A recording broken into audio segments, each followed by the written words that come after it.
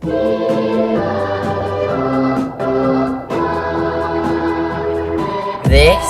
is the Venom Films Podcast. Coming today in the episode, we talk to Film Empire about its new short film event and all stuff storytelling. What's up guys, Elliot here and welcome to the second ever episode of the Venom Films Podcast. And in today's video, I'm joined by Film Empire to talk all about filmmaking. Yes. So, if you haven't seen Film Empire, I'll leave a link to his channel in the description. And you'll also know, if you've seen his channel, that he has a new short film out called Then. So, first of all, I think the first question is, where did you get the idea for this short film from? That's actually quite hard to say because I always have ideas in my head. I have a whole bunch of ideas, and then whenever I want to create something, I go back and think of what ideas I had in the past and how I can combine them into making a short film. Now, I do take acting classes, so I know a bit about characters and story and how to use that to create something. So it's basically a mix of different ideas mashed together to create a story. So once you've got your ideas, do you write them down, or do you just go straight into filming? So do you have like a storyboard? Oh, yes. Oh, definitely. The pre-production... I always feel that the pre-production of a short film is about half of all the stuff, because first of all, of course, you have the ideation, so the different ideas you have. Then for writing, I write down the different ideas of the scenes, and then basically from there I start and write out each scene. So yeah, I definitely plan the ideas before I shoot them. Now, I know I get put off storyboarding because I'm not the best drawer. So do you just draw is it stick figures, or do you go into much more in depth how you draw? Yes. No. My drawing skills are definitely not good, but I just make storyboards for myself so that I understand it. It's just basic stick figures with arrows for movement and how the characters will walk and what will happen, and just a little description under it. So it's just basic scribbles so that I can understand what I'm trying to do. Yeah, so I think the next question is, what equipment, when you were shooting that short film, what equipment did you use, like what camera, the lights and all that other stuff? Okay, so for lighting, I actually didn't really use external lighting, except for some of the green screen stuff. For that, I used like an LED panel to light the background. But I was fortunate to have, we were actually filming in a greenhouse, so you have these really open roofs. So we had enough light for everything, so I didn't actually have to have external lighting. For the camera, I use the Panasonic HCV180, which films at 1920 by 1080 at 50 frames per second. So in the editing, I brought it down to 25 frames per second, as that, is a bit more cinematic. And for audio, I used the Zoom H1 with the Zoom H1. Yeah. Yes, that's I think one of my questions. How did you get hold of that location, the greenhouse? Because I was wondering when I was watching it. Yeah. It's quite a cool location. How did you go about getting that location? Yeah, it was a really cool location, and actually, the father of the main actor actually works there. So it was on a Sunday when there were no employees. I'm just asked, can we film there? So he was kind enough to let us borrow that or lend the location to us, and we could actually film there. Yeah, I think that's one of the harder things when planning and working out a film is the locations. Yes. For your ideas, say you wanted some kind of massive a sci-fi movie and or kind of like an apocalypse or something. Mm-hmm. It's getting the right location and going about getting it, as it is quite hard to get it. So I think my next question is, how long did that actually take to film from start to finish of the entire shoot? How long the shoot? We shot it in 3 days, spread out over the year. It actually was the first day was somewhere in, I think, July. So that was the first day with the first 2 scenes. Then I think a few weeks later, it was the second day on which I shot the green screen scenes of the news reporter, which I just shot at home. And then the third day was a few months later, actually, and that was in the greenhouse. So all in all, it took 3 days. So did you shoot this all in order, or was it all like you filmed like different parts and like you filmed like one scene in like the first day and then a different scene, but was it in like chronological order, or did it like well, as far as the locations go, yes. On the first day we had the first location, second day was green screen, and the third day was actually in the greenhouse. But I did create a shot list so that I knew the location I was filming. I figured out the location before I wrote the script, so I knew where I could actually go. So I planned the shot list so that I could walk in one go and not have to go back and forth between locations, because it was big. It's massive, that location. So it's not filmed in chronological order inside the locations. So one of the other questions is, because you know, like in that greenhouse, it was absolutely massive. How was the audio in there? Because I can imagine it's quite terrible. Echoey, Terrible. Well, the echo was actually not the problem, because there was a lot of equipment and stuff standing in the way, so that was not the problem. Diffused it. Sorry? Diffused yeah, the exactly. Audio, so it's like, exactly. But it was raining. It was raining terribly. So in most of the scenes, I actually just filtered out the audio. I just took away the audio, and somewhere I recorded a bit of room tone and added that in post-production. So you don't hear the live audio, but it was just added in post-production, so that it was not like no audio at all. Now, did you use, did you edit this in HitFilm Express 2017? HitFilm Pro 2017. Okay, yeah, I'm. So does that have the sync effect where you can sync the audio and video? Did you use that? I didn't use it, actually. I always manually sync my audio and video, as I find that gives a little bit of flexibility. Yeah, because otherwise, that's one of the things, when you like sync them together when you just select both and then the audio and the video, it merges it into one layer, so it can sometimes be thrown off a little bit. Yeah, exactly. It's quite annoying, because then you can't adjust it afterwards. So you said you edited this in HitFilm Pro 2017. Yes. How did you find editing it? Was it easy to edit, or was it hard, or was it? It was quite. It was hard, because I didn't really know what I was going for. And of course, I edited over the course of about 6 months. So the first 2 scenes were edited together. And then the other scenes had to be added in later. And so I absolutely love using HitFilm Pro, and I'm lucky to be a beta tester, so I get the software from Effects Home. So I was very lucky to be able to use HitFilm Pro, because HitFilm Pro, let's be honest, it's better than Express. It has more effects, although I do have some plugins for Pro, or for Express, I mean. So it was definitely not the problem of the software I was using, but more of I didn't really know what I was going for.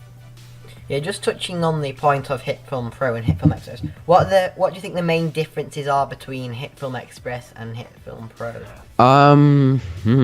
Wait, let me jump in. I'm quickly opening up HitFilm here, because there are way more, first of all, color correcting and grading things in there. Yeah, that's one of the things I think, because in HitFilm Express, the color grading's just on like sliders, and it's quite fiddly, and some of the results aren't the best. But what kind of color grading tools do you have in the HitFilm Pro? Do you have HitFilm Pro yourself? No, I'm a HitFilm. Oh, okay. Yeah, well, first of all, you have some skin retouching stuff, white balance, YUV color correction, which basically has these sort of nice wheels. Then, of course, you have the LUT effect, so you can add in LUTs. And I think those are actually quite important things right there. Did you use it? Did you use a LUT on yours to color grade it, or did you just No, I just do didn't. simple? What did you use to color grade it? Actually, I didn't use many of the. I don't think I actually used color grading effects, but it really was in the brightness contrast, the hue saturation, a little bit of white balance, and gamma. So I think that's all possible in HitFilm Express. That's the main stuff, and then then I tweaked the colors a bit, and of course I wanted to match all of my shots together so that it actually looks like one coherent piece. Yeah, because when you're doing the warehouse, you couldn't really tell that was raining, which I think was quite a good thing. Yeah, that was actually great, because you definitely heard that was raining. If you look into the behind the scenes, at the end of my behind the scenes video, I showed some footage with the actual audio, and in the beginning you could hear like terrible noise in the background. So yeah, well, on the question, I noticed at the start you actually had HitFilm Sensei doing the production. Yeah. Did you? How did you get him to do that? Did you just ask, or was it like a? No, I actually I've done collaboration with HitFilm Sensei in the past. I have him on Facebook actually, so I just sent him a message like, do you want to be in my new short film? And he said, yeah, sure. So I just sent him the script and sent him a little storyboard icon, which I just drew in Photoshop. I sent that to him, and then it was one take, and he did it perfectly, exactly like I wanted it. So just asked, like, do you want to do that? I would love for you to be in that short.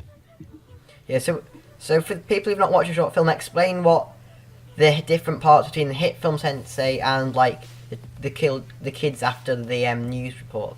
Yeah. So what's actually why they're connected? Yes. Yeah. Okay. So HitFilm Sensei actually he plays himself as like that's the now actually it's played now, and I think it's 37 years ago is actually what plays. What the kids are actually doing. So I know that's a little bit confusing because it's still sort of the same era, same technology and stuff, but the main character of the kids is actually the younger version of HitFilm Sensei.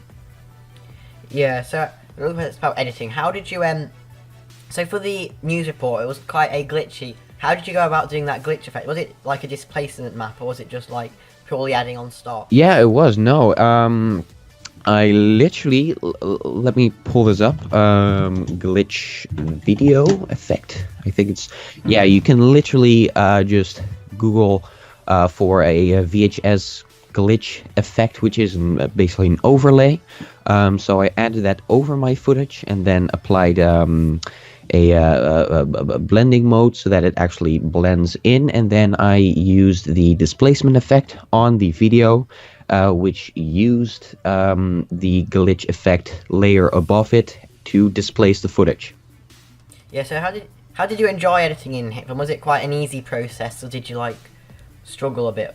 Well, like I said a bit earlier, the editing itself went flawless. It was great. I love using the software, but it was more that I was struggling with the edit itself. So not the effects or anything, but how I wanted the pacing to be. It was really about pacing and getting the stuff right. And of course, this film was not some of the best stuff I've done, but it was definitely a great learning experience, and I'm working on writing something new, and I can take all of the information that I learned in this experience and take that to the next thing. So, yeah. Well, I think that's what it's really about, making short films. It's not really about getting the best result. It's about working hard and, like, trying different parts, seeing what you enjoy about filming, what you struggle with, Yeah, exactly. Working on your weaknesses, because the only way to really practice is just to do lots of practice, not doing lots of short films like that. Yeah, exactly.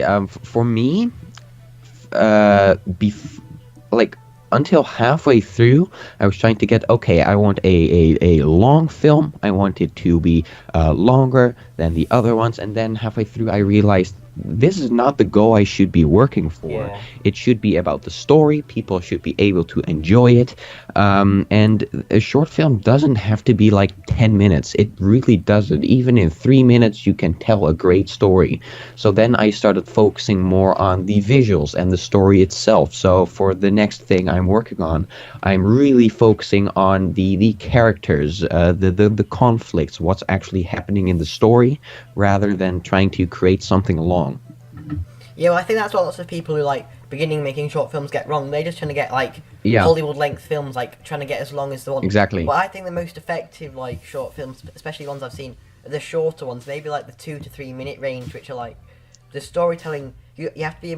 It really develops your storytelling if you tell a much shorter story and Yeah, get it does. down to a You- shorter space rather than like a 1 hour epic kind of thing. It really pushes you to put that story that you want to tell into a shorter amount, which I'm not sure whose quote it is, but it's your film is good well, I actually forgot the quote. Never mind about that. But it basically comes down to if you want to create something that's really good, you need to scrap stuff. You need to scrap the unnecessary stuff that doesn't add any value to your short, and you can do that in like a shorter film. Because if you try to go for that long film, you add in unnecessary stuff that's just not going to work.